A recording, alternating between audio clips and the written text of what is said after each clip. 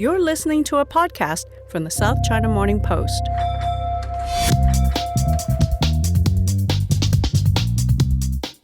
Hello and welcome to the China Geopolitics Podcast. I'm Finbarr Bermingham, the Europe correspondent at the South China Morning Post. A big week at home and abroad for China's political movers and shakers. The National People's Congress has just come to an end. This is the biggest week in the calendar every year for Beijing. Bureaucrats fly in from all over China to say yay or nay, well, mostly just yay really, to rough plans for the year ahead.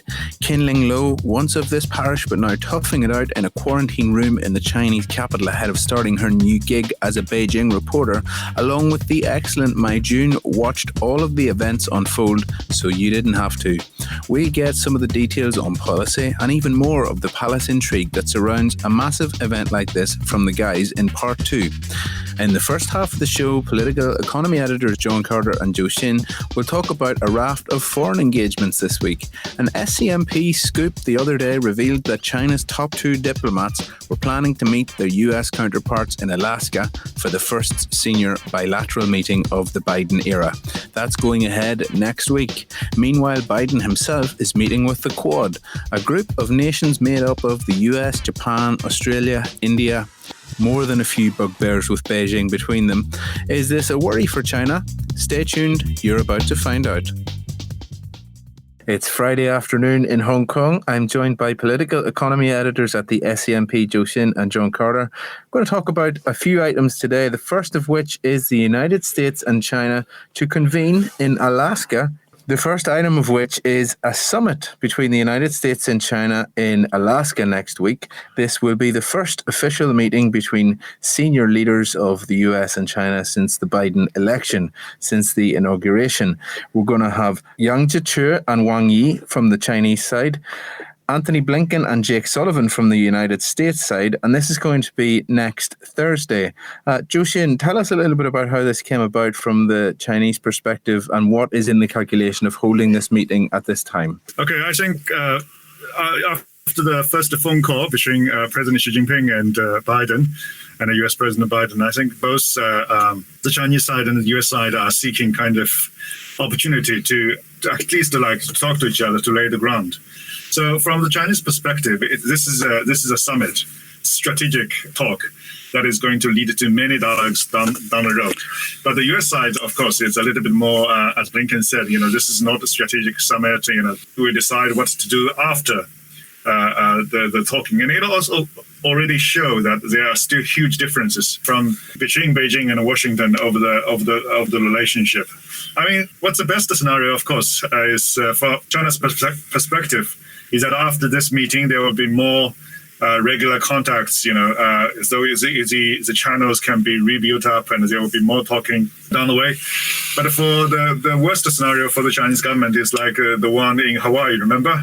Last July. Pompeo. Yes, between Pompeo and Yang Jiechi, the Yang Jiechi fly half the planet to Hawaii and sit down for 7 hours just to exchange words with their U.S. counterparts and have nothing basically agreed upon. And just each side just talking about their own talking point, and then after that they just stand up and go back home. So on that point, Zhou, do you think that the US has said that they want this to be a sort of a goals or a results-oriented meeting? China says they want it to be a strategic dialogue, which is essentially suggests, I suppose, that China wants more and more follow-ups. If there was to be a result from this meeting, what would that successful result be for China?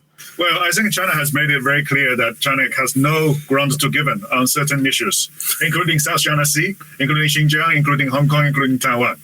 But I think China will have something to give to the US side, for instance, climate change and other areas. That is, there will be some areas that could have some cooperation between Beijing and Washington. But nobody really knows. I mean, to what extent China will, what's the final card actually China have it remains unknown. And also, it depends what the United States can offer in return to Beijing. Yeah. So it's at this moment we really don't know. We have to read very carefully about the statements from both sides to see how the dialogue actually go on. Yeah, John. What do you think will be the hot topics from the United States. What do you think the United States will be, I suppose in an ideal world, what would they hope to achieve? And what do you think is realistic to expect from this first meeting between the new administration and Chinese counterparts?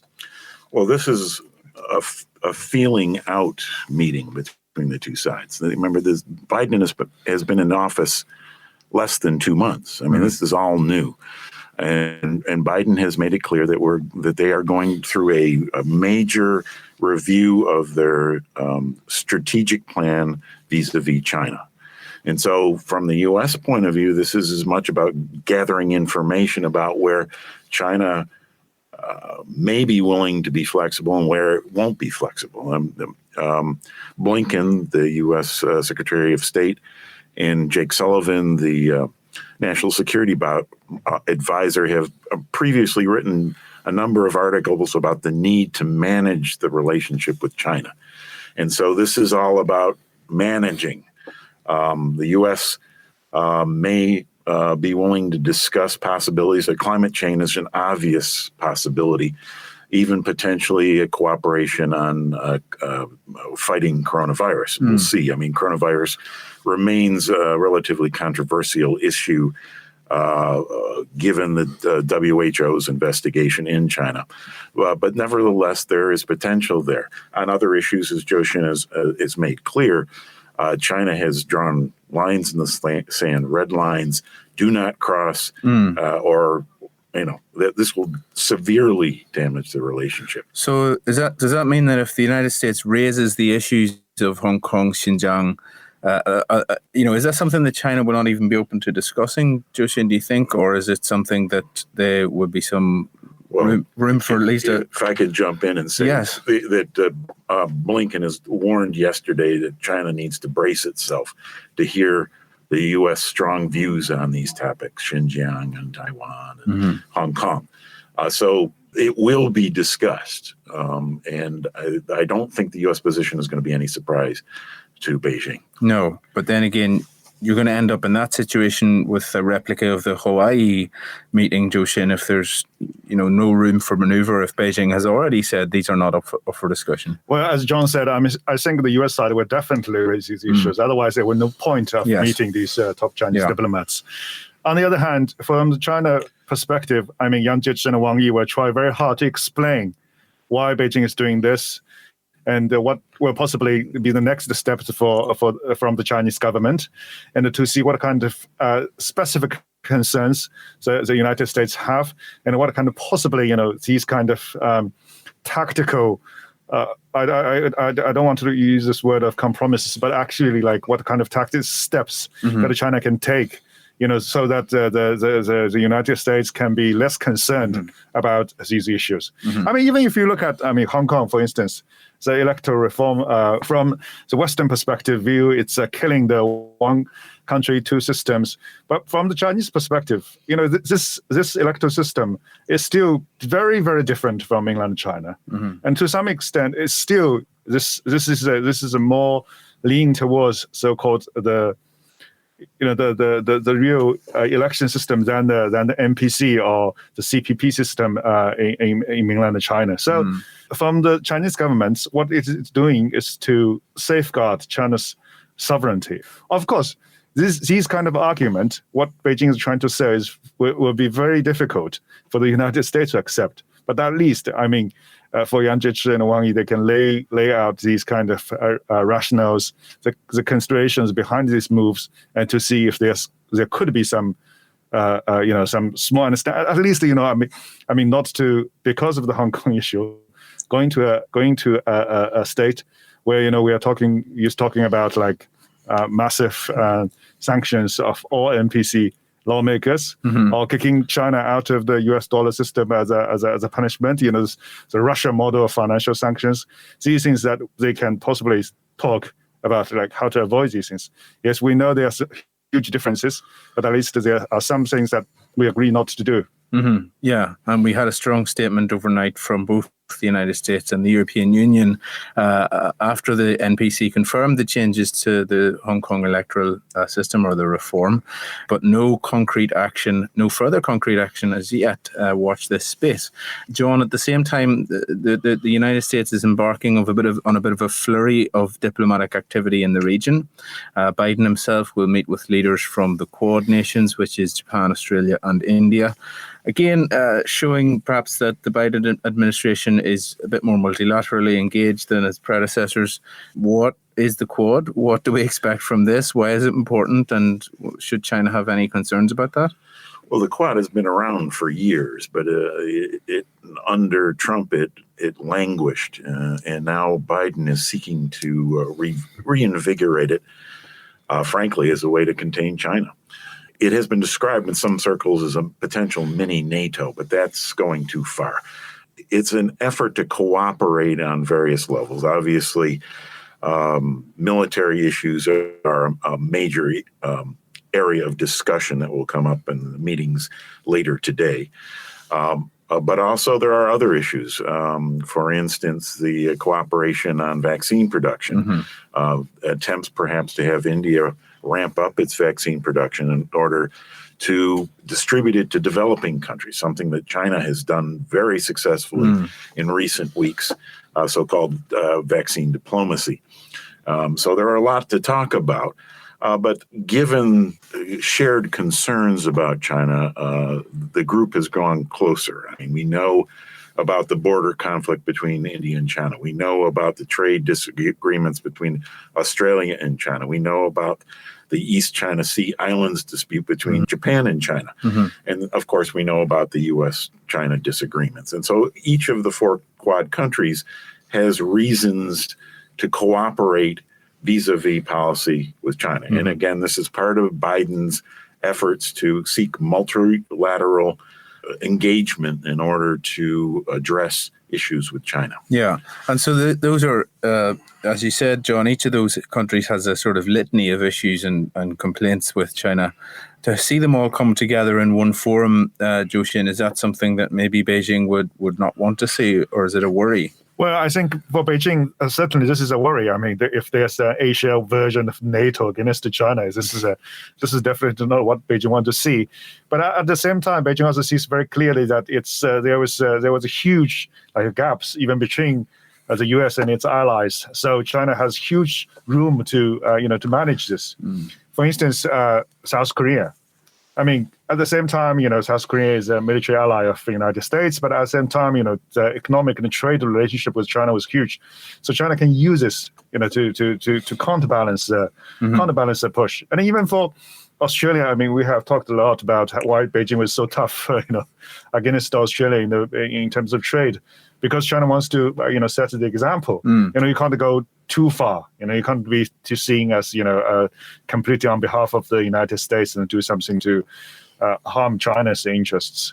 And even for Japan, I think this is still, really Japan will go so far as to enjoy kind of military alliance clearly that is targeting China. I think there are some, the jury is still out.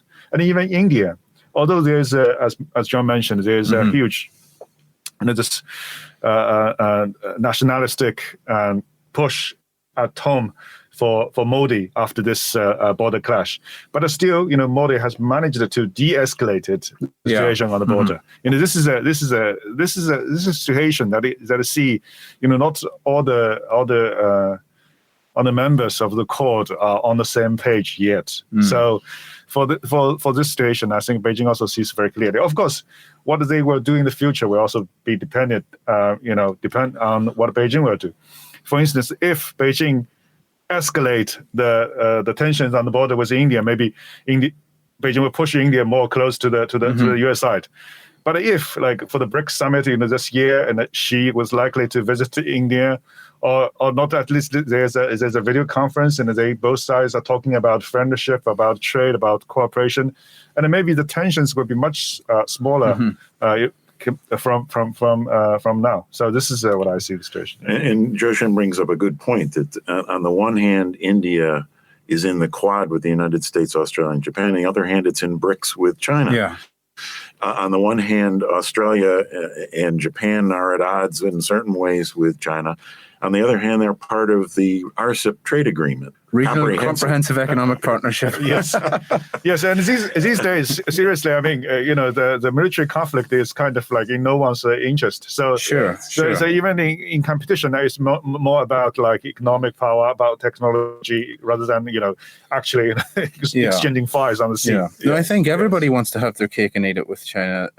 They want to be able to trade and transact and do business with China, and at the same time, there's more pressure for each country domestically to be tough rhetorically on China. And I think we're going to see over the coming years, smaller countries are now falling into this situation where they're looking at Australia as perhaps a cautionary tale. It's a very populist issue on the polling stoop. So I think, John, we might see this dilemma facing a broader suite of nations over the next few years. Well, and China understands this, that its domestic market is so big, everyone wants to be a part of it. And so it can do what it, up to a point, what it wants to do without fear of alienating companies and individuals from other nations to the point where they don't want to be part of the Chinese market. And so this is what's driving, or one of the main drivers of Chinese policy at this point, is to reinforce its domestic means of production, because it knows that the external environment is getting more difficult. But in doing so, it's relying on its own huge domestic market, which has a huge amount of potential. Yeah. One quick point I'd say that sort of illustrated to me this week how sort of the needle has moved was the Federation of German Industries, which is BDI, the huge business lobby in Germany, which is the European nation which trades the most with China, which is heavily reliant on China, and which has been seen to be the nation to have pushed the investment treaty with China, came out with an extremely critical statement of China's NPC, the results of the NPC yesterday, saying that obviously this is a shift in the economy that they don't want to see, not towards global cooperation. And also, this was the surprising bit to me, a very political critique of the situation in Hong Kong and Xinjiang. And I thought, well, if the Federation of German Businesses is saying this, probably the most pro-China lobby in Europe, what does that say for how things really are? I thought that was a bit of a surprising one. Well, there's rhetoric and there's action. I mean, is the BDI just paying lip service to these principles, which are widely held by the German people? I mean, the issue of genocide, it rings very true to the Germans, of course, because the Nazi Holocaust back in the 1940s.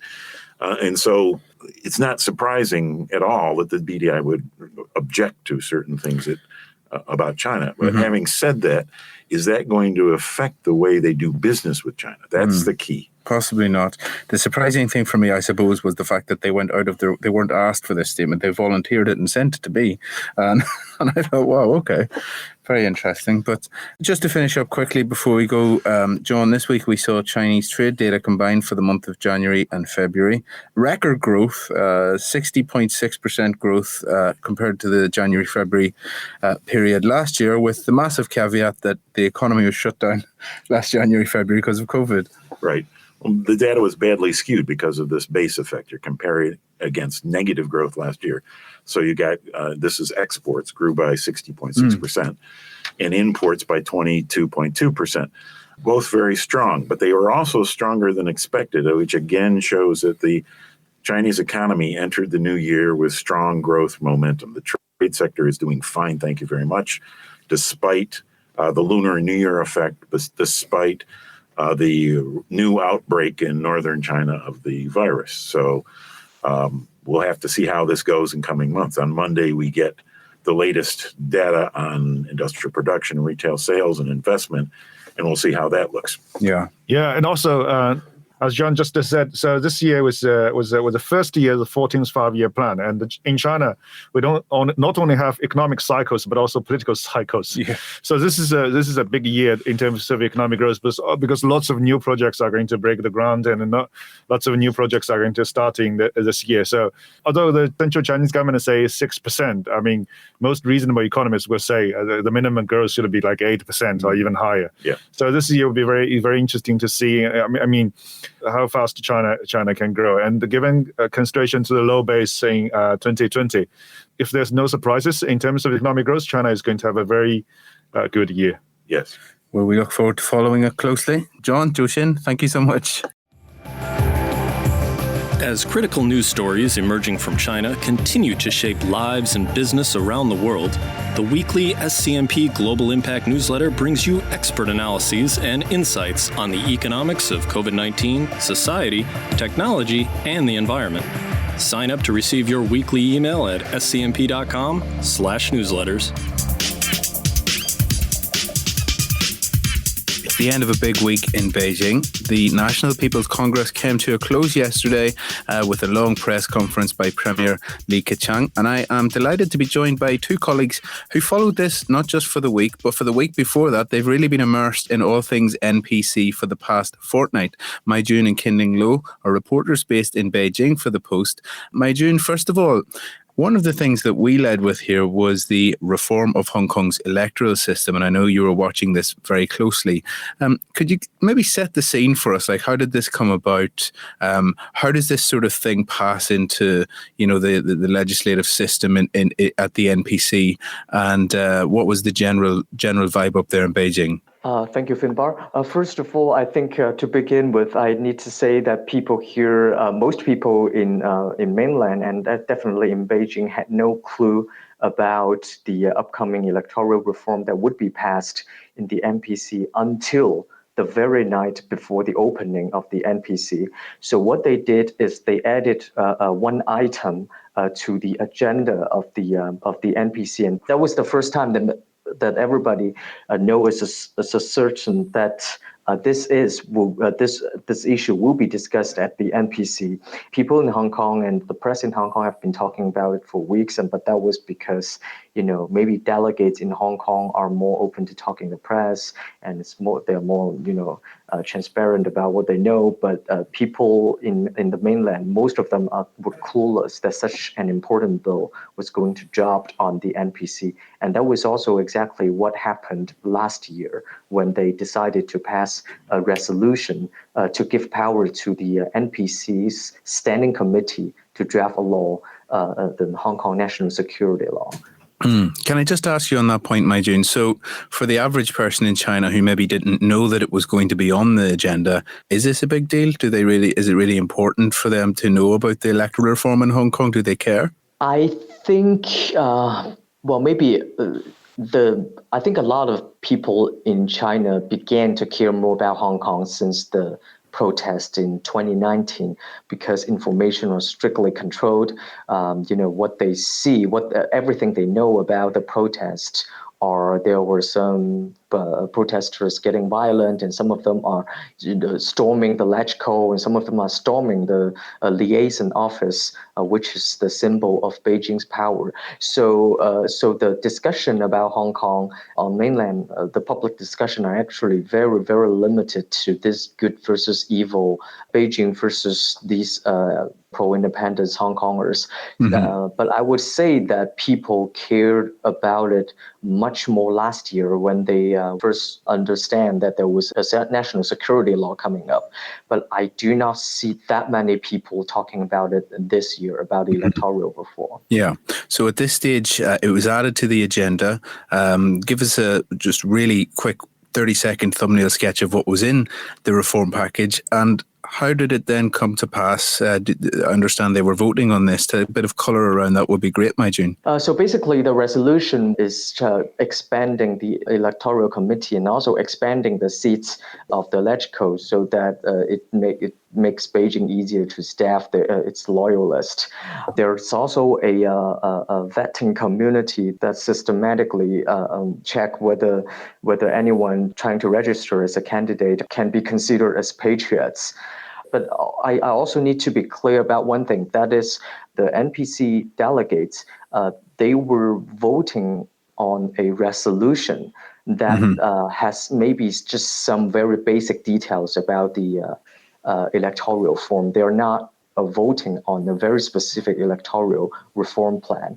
I believe there is a more specific electoral reform plan that will be passed and enacted by the NPC Standing Committee after the resolution was passed last week. This is also similar to what happened last year, but it was worse last year because the NPC delegates were clueless about what was going to be in the national security law of Hong Kong, but all they did was they voted on a resolution that would give power to the NPCSC to draft such a law. So when I talked to some delegates about what they think about it, they were like, "Oh, it's definitely going to be a good deal." Then I asked them the details about the law. They were like, "Oh, I don't know. I haven't seen them myself."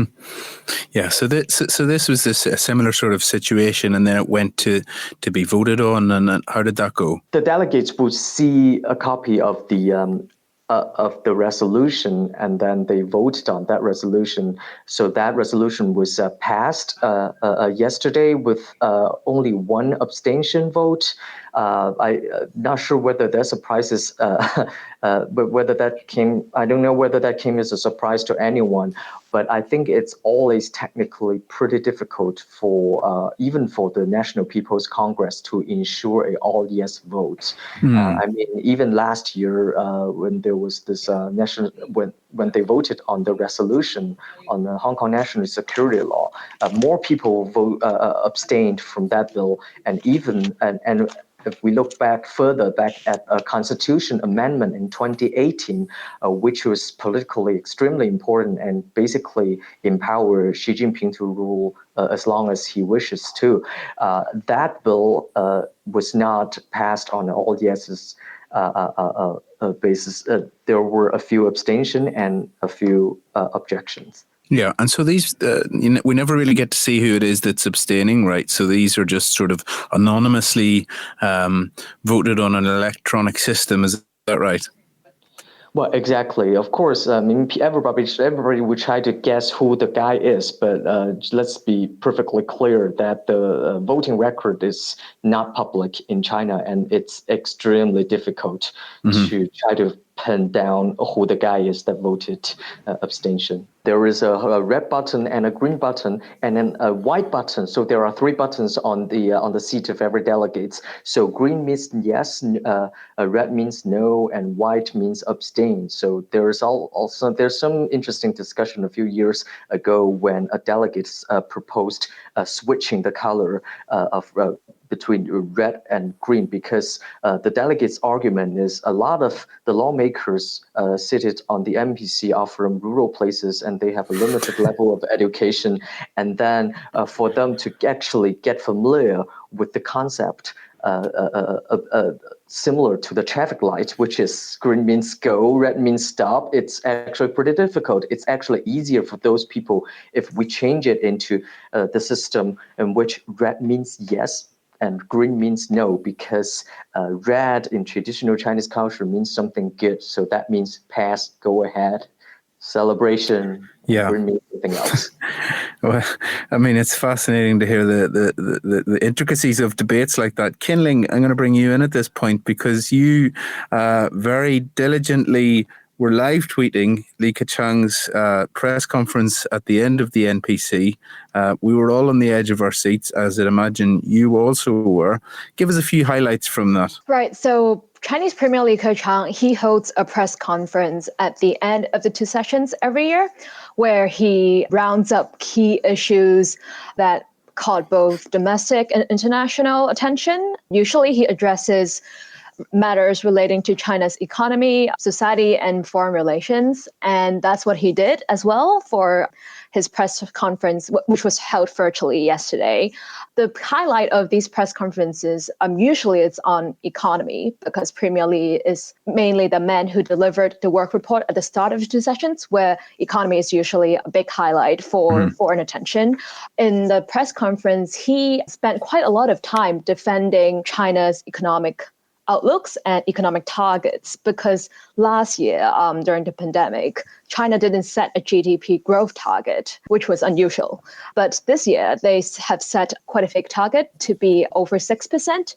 And some, I guess, regional watchers think it's like a slowing down.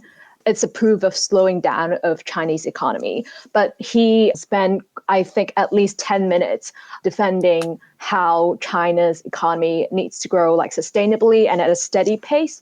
So Premier Li actually used quite a belligerent tone to say that 6% is really not that low. So that was obviously the main focus of the presser.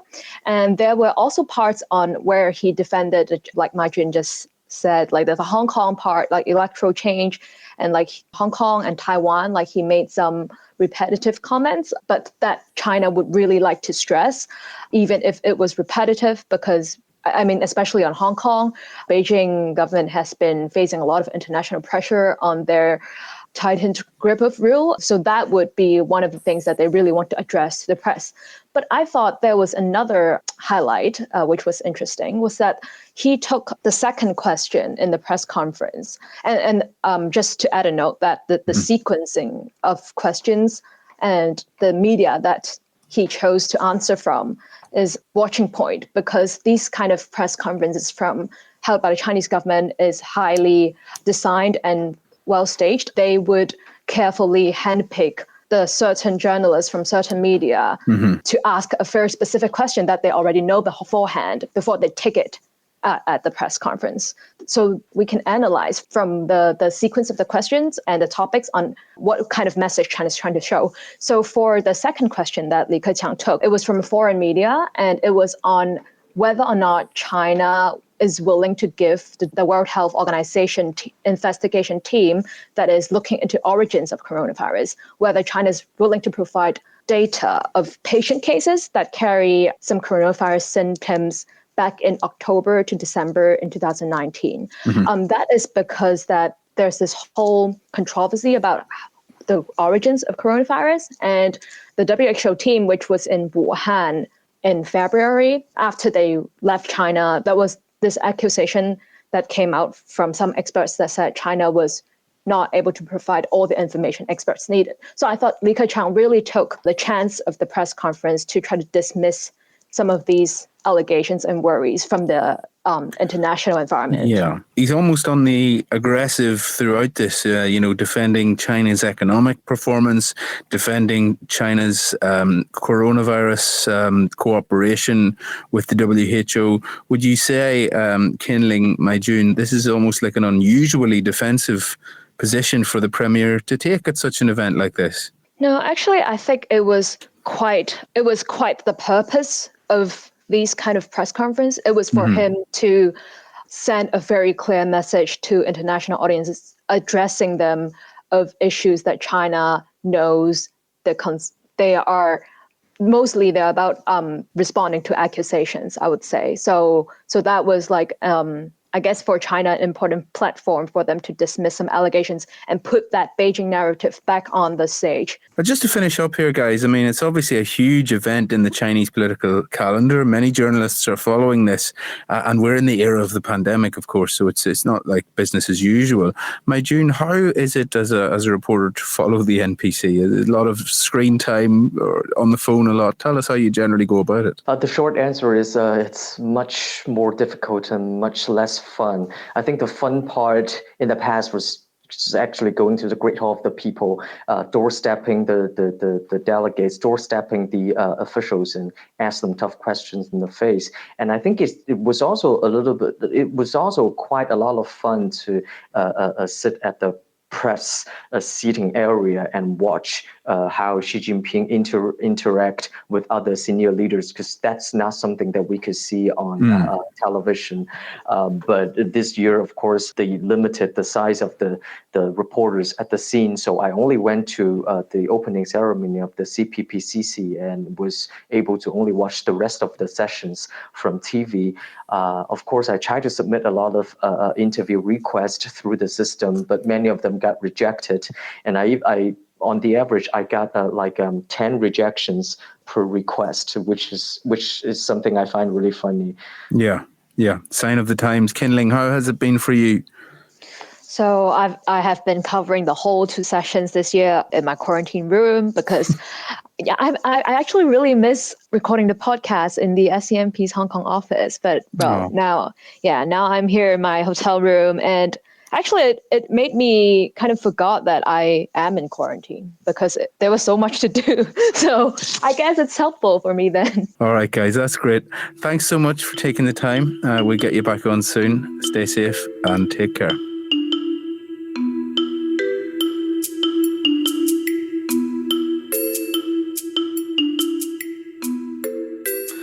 That's it for this week's edition of the China Geopolitics Podcast.